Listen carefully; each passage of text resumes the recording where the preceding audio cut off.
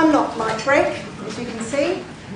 Mike's come down with a lurgy, and I've stepped into the breach, very big shoes to fill, so I hope I can do the talk justice for him, and I'm very glad he's not here because he's lost his voice. So we'll make a start. So I'm the acting manager for the Conservation and Sustainability unit within JUNA, and Mike's team falls within that unit. Mike's team deals with abundant native species, looks at the development of policies and management options around those different species. They can include anything from emus, more recently ibis, and wombats, koalas, corellas. So there's a lot of species, and often these issues are quite localised in different areas, but there are quite a few species that they deal with there.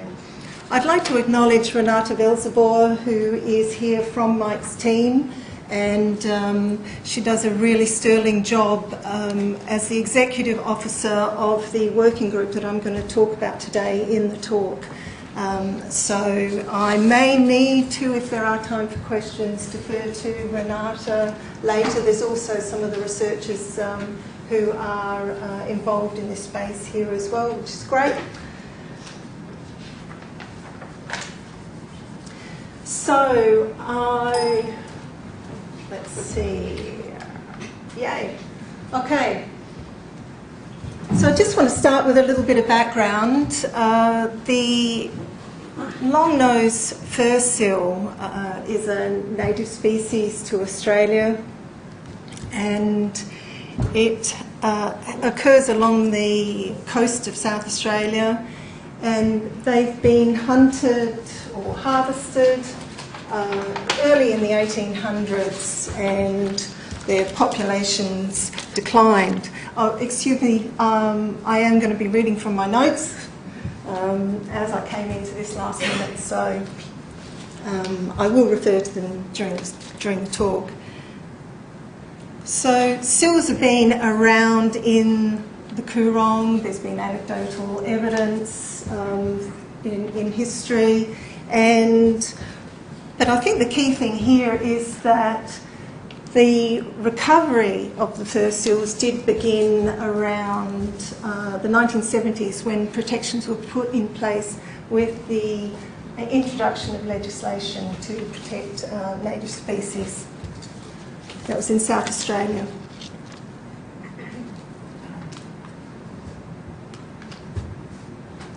But this talk is specifically about the Coorong and the long-nosed fur seals issue in the Coorong. The long-nosed fur seals, there's been more and more official reports coming through about the presence of long-nosed fur seals in the Coorong during the time of the drought, around 2007. And this is a very recent photo taken in the Coorong. As a result of the issues that have arisen since then, a working group has been set up. It's a cross-agency. It has industry representation, there's community representation as well, and they are working together to respond to the issues. So I'd like to acknowledge our department. Obviously, JUNA's involved in it, the Southern Fishermen's Association, Primary Industries, Regions of South Australia, the South Australian Research and Development Institute, Coorong District Council, Alexandra Council, South Australian Tourism Commission, South Australian Museum, Conservation Council of South Australia, and the South SA Water.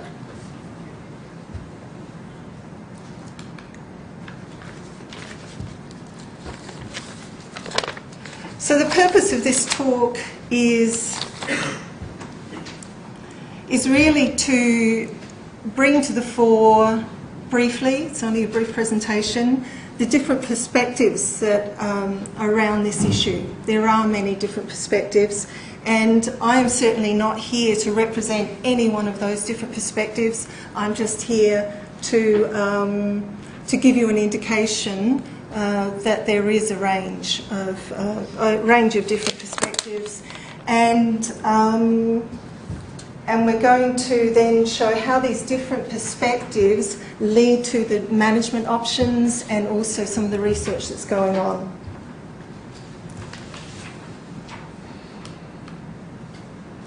I'd like to acknowledge that these photographs come from the local fishers, and I'm going to start here.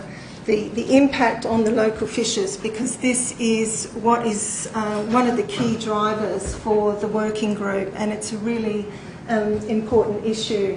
As you can see, the first seals down there do damage the nets, and they do damage the fish, and obviously they can't sell the fish.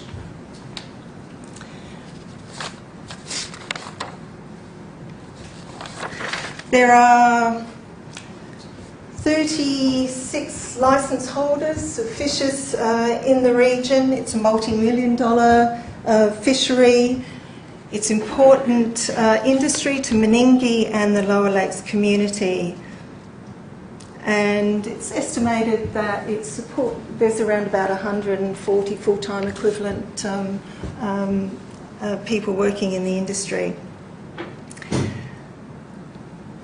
It's an artisan fishery with specialist markets. They actually sell the Coorong mullet to restaurants in Sydney.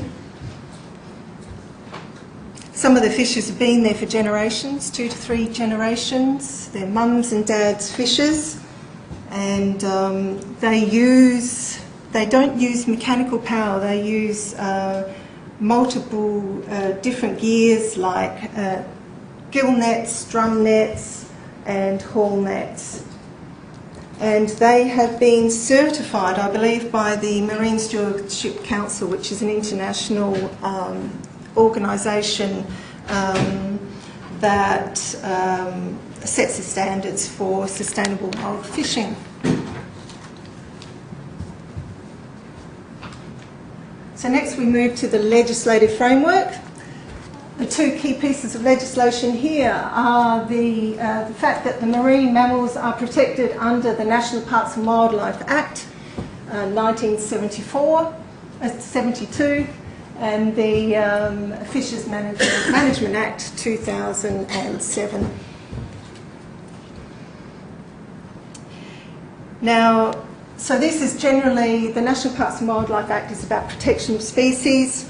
But under this Act, you can actually get a permit to destroy wildlife under certain circumstances. So the power, the authority to sign off on these permits comes from the Minister and is delegated down to our department. There are for marine mammals, it gets delegated to our Chief Executive. So it's delegated at the very highest level, so it's taken very seriously. And there's policies and procedures that support the decisions about destroying wildlife. And we have an approach in the department that we call Living with Wildlife.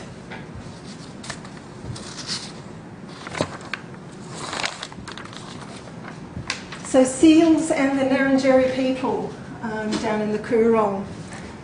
There's been an ongoing dialogue with the Ngarrindjeri people, the Ngarrindjeri Regional Authority and others, and we are actually getting to hear from them their perspective, and they are expressing that they're very concerned about the long-nosed fur seal in the Coorong, particularly concerns about some species that the long-nosed fur seals predate on, and these are particular bird and fish species. So again, I won't go into depth here because I really don't want to represent the Ngarrindjeri people here. So we'll move on to the next one. The next perspective is the conservation of pelicans and other wildlife in the area. Now, there are community concerns that the seals will predate on pelicans to such an extent that they are actually going to impact on the ecological character of the region. So penguin monitoring was set up in the area. There's 14 cameras set up, and over 40,000 photographs have been gone through over a 6 weeks period. And this is in the pelican breeding sites, and there was no images showing that then the seals actually interacted with the pelicans. Now we come to the social media, and this social media site shows the concerns of the local community. This one has a tagline: "Fur seals have invaded the Coorong and lakes. They are killing our beautiful pelicans as well as committing other acts of environmental vandalism." This is where a lot of local communities discuss the issue, or some anyway. There's international websites as well, and Facebook pages. This one is South African, I believe, and they are forefront advocating for the protection of seals. There are others: the Sea Shepherd Conservation Society, Animals Australia, Swim for Freedom. And as you can see, a lot of the social media, they put up quite distressing pictures of animals to support their cause wherever, whatever their cause is. Tourism. There are 7 tourism operators who mention seals as an attraction. Spirit of the Coorong is one. And there are others, accommodation venues, who mention seals as well as an attraction to the area.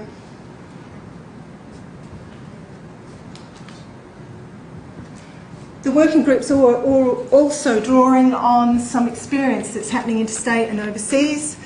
In Tasmania, the seals have been interacting with the salmon aquaculture down there for 25 years. They've been looking at this issue, so that's a really useful source of information to gather what's working and what isn't, and what approaches they've tried.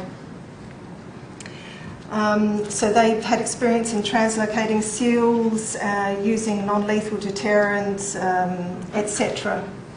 In Scotland, that's an international example, and the Scottish Parliament has heavily regulated the seals, management of seals, and at the moment there's around, I think, 500 killed annually, and there used to be thousands, but they've really regulated it.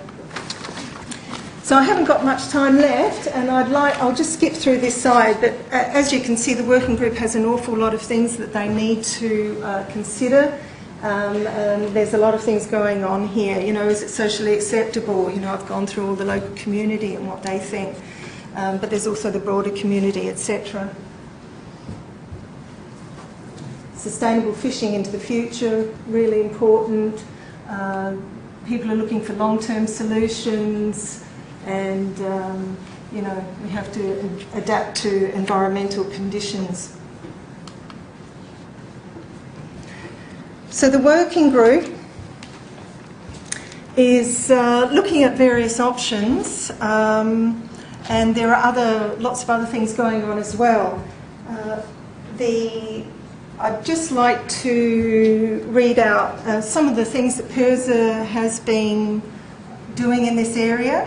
They provided temporary licence fee relief for the Lakes and Coorong fishery in 2015 and 16, amended other management arrangements to provide operational flexibility to the fishers.